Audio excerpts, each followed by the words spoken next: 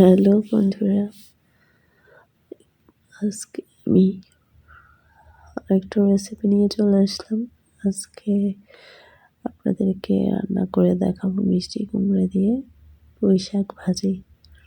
আমি পেঁয়াজ রসুন কেটে নিয়েছি, ডাঁটাগুলো আমি আলাদা করে রেখেছি, বড় যেগুলি মোটা মোটা ডাঁটাগুলি আমি আলাদা করে রেখেছি, আর শাকগুলি আলাদা করেছি। মিষ্টি কুমড়া থেকে আমি এক ফালি কেটে নিয়েছি। আমি মিষ্টি কুমড়াটা কিন্তু অসম্ভব মিষ্টি, পাহাড়ি মিষ্টি কুমড়া বলে এটাকে।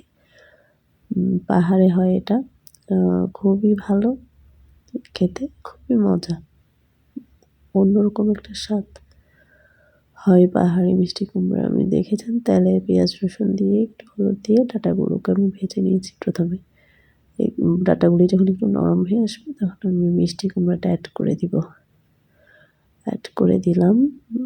তারপর একটু কাঁচামরিচ দিলাম ভেঙে, তারপরে পুঁই শাকগুলো দিয়ে দিলাম, ঢাকা দিয়ে দিলাম একটু সেদ্ধ হওয়ার জন্য। নরম হয়ে আসে, পুঁই শাক থেকে আসলে অনেক পানি বের হয়। পুঁই শাকের পানিটাকে আমি শুকিয়ে ফেলবো, একদম ভাজা ভাজা করে ফেলবো। এই যে দেখুন বন্ধুরা, হয়ে গেছে পুঁই শাক ভাজি। খেতে অসম্ভব মজা হয়েছে। দেখার জন্য ধন্যবাদ।